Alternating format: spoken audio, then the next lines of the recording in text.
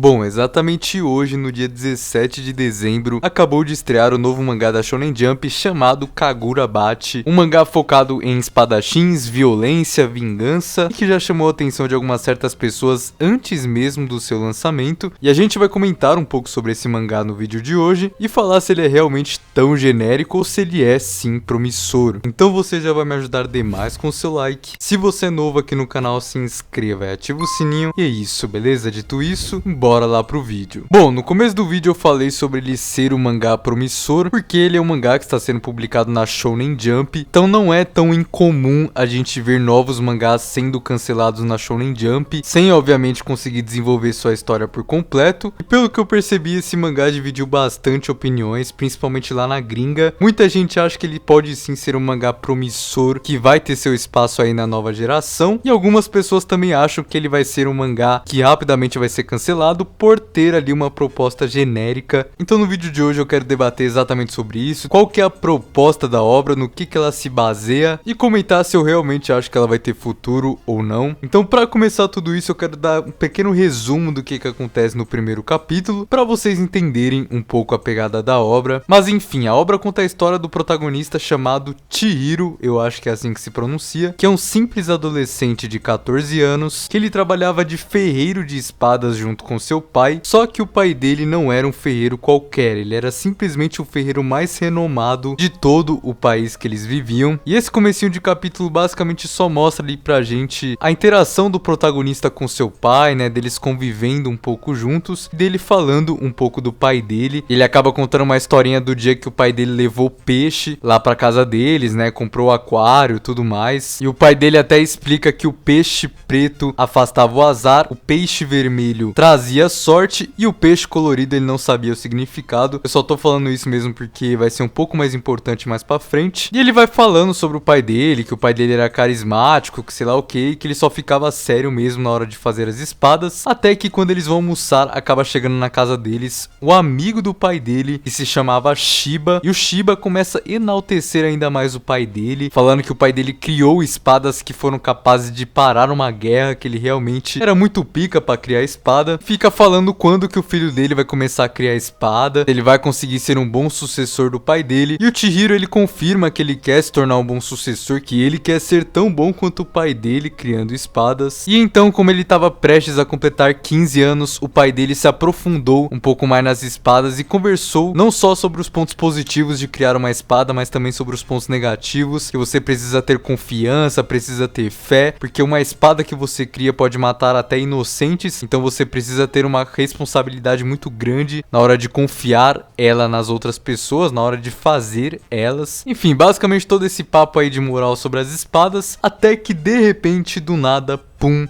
a gente tem simplesmente um time skip de 3 anos, mais especificamente de 38 meses, foi um time skip muito seco mesmo, onde a gente corta pro protagonista, o Chihiro, dentro de um trem, junto com o Shiba, e a gente já vê que ele tem uma grande cicatriz no rosto. O Shiba até fala que poderia ser possível tirar essa cicatriz dele, mas o Chihiro fala que ele não quer tirar aquela cicatriz, porque toda vez que ele acorda, se olha no espelho, ele lembra daquele dia, isso faz ele acordar com uma boa dose de ódio, ou seja, a gente já vê que durante esse time skip aconteceu um bagulho muito porra louca, e eles estão indo para uma cidade que era comandada por uma gangue, que era a gangue Despertar do Dragão, onde eles simplesmente botavam a regra lá na cidade, quem desobedecesse eles ia simplesmente morrer, né, tanto que quando eles chegam na cidade, eles já se deparam com corpos simplesmente pendurados no meio da rua, ou seja, você já percebe que o mangá tem uma pegada um pouco mais pesada, e resumindo, basicamente eles vão pra base dessa gangue, onde a gente vê as primeiras cenas de ações desse mangá, que são realmente muito boas, pesadas e bem feitas, onde o protagonista, por exemplo, ele chega em cima de uma mesa, ele gira a espada dele, cortando o pescoço de todos que estão ali na mesa, ele chega na base também cortando todo mundo, cortando as pessoas no meio, cortando até o braço da rapaziada, até que de repente ele decide usar uma magia na espada dele, onde a espada dele começa a soltar algumas partículas de água, e acaba liberando simplesmente 2 peixes do lado dele, um peixe preto e um peixe colorido, que são idênticos àqueles peixes peixes que apareceram no começo do capítulo que eu citei pra vocês, o preto que afastava o azar e o colorido que o pai dele não soube dizer o significado. E após isso, então, o Chihiro ele simplesmente massacra toda a gangue. E só uma coisa que eu esqueci de falar é que essa gangue que dominava a cidade, ela era controlada por uma organização muito maior chamada de Magos Negros. Pelo jeito eles vão ser ali o grupo principal de vilões desse mangá. Depois do Chihiro simplesmente massacrar a gangue toda, ele só deixa o chefe dela vivo e pergunta exatamente pra ele onde que estavam os Magos Negros e que ele iria simplesmente matar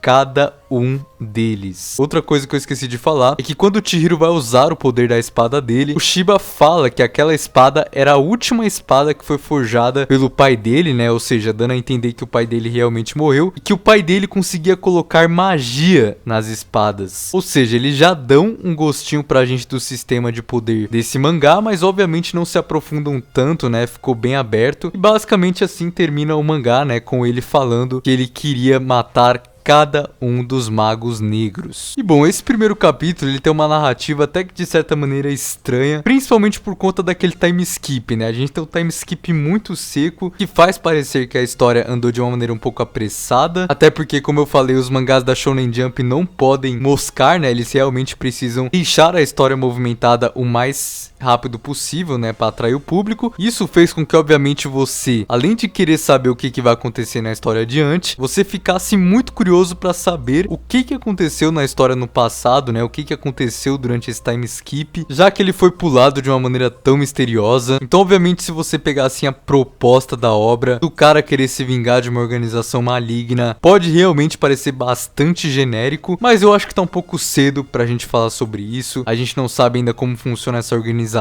como vai funcionar o sistema de poder, as lutas de espadas e o que aconteceu realmente nesse passado do time skip. Então esse primeiro capítulo ele realmente deixou bastante coisa em aberto e vamos ver se isso vai ser o suficiente para cativar o público. Outro ponto que eu queria falar é sobre a arte, né? A arte no começo do capítulo não parece lá grandes coisas, só que obviamente, como eu falei, nas cenas de ação, nos momentos impactantes, a arte ficou muito bonita mesmo. Inclusive é uma arte que tem um pouco de gore, né? O que de certa maneira hoje em dia o gore meio que já atrai um público garantido pro mangá, né? Mas ao mesmo tempo também já mostra pra gente que a história vai ter uma pegada um pouco mais dark. E falando em dark, a gente também pode falar do protagonista, né? Que é um protagonista bem dark. Desde que a gente vê no começo ele adolescente com 14 a 15 anos, a gente vê ele esboçando pouquíssimos sorrisos. Então também tem essa questão da gente ver como que o protagonista vai ser desenvolvido, se tem algum motivo dele ser assim ou se realmente é da personalidade dele mesmo. Até porque se você olha pro Chihiro depois do time skip, se você pega o visual dele, a maneira como ele age e tudo mais, ele já parece um personagem desenvolvido, né? Ele já parece um protagonista de final de história, que passou coisa pra caralho. Então tô curioso pra ver como isso vai se desenvolver. Mas é basicamente isso. Como eu falei, a história aparenta ter uma proposta bem genérica, mas que obviamente a gente tá muito no começo ainda, estamos falando do primeiro capítulo. Então a história tem muito que se desenvolver, muito que apresentar. O primeiro capítulo mesmo já apresenta praticamente tudo que a obra tem pra desenvolver. E vamos ver como eles vão fazer isso, principalmente em poucos capítulos, e ver se esse mangá realmente aí tem um futuro na Shonen Jump ou ele vai ser cancelado com poucos capítulos. Mas enfim, falando a minha opinião, eu sinceramente acho que esse primeiro capítulo não foi tão cativante, que mais fez ele chamar a atenção da galera antes mesmo de ser lançado. Acredito que foi a arte, né, porque já tinha vazado algumas páginas antes, e a galera realmente achou a arte bem bonita, mas ele deixou um mistério na minha cabeça, tá ligado? Ele alugou um apartamento aqui na minha cabeça pra saber o que vai acontecer e o que aconteceu. Então eu vou tentar continuar acompanhando aí, vamos ver como a história vai se desenrolar e como essa obra vai ser recebida no mundo todo. Mas é basicamente isso, eu quero saber a opinião de vocês aí embaixo nos comentários. Caso você queira entrar no servidor do Discord no canal, o link vai estar na descrição. E é isso, eu espero que vocês tenham gostado do vídeo. Caso tenham gostado, deixa o like, se inscreva no canal, ativa o sininho. E é isso, beleza? Valeu, falou e tchau!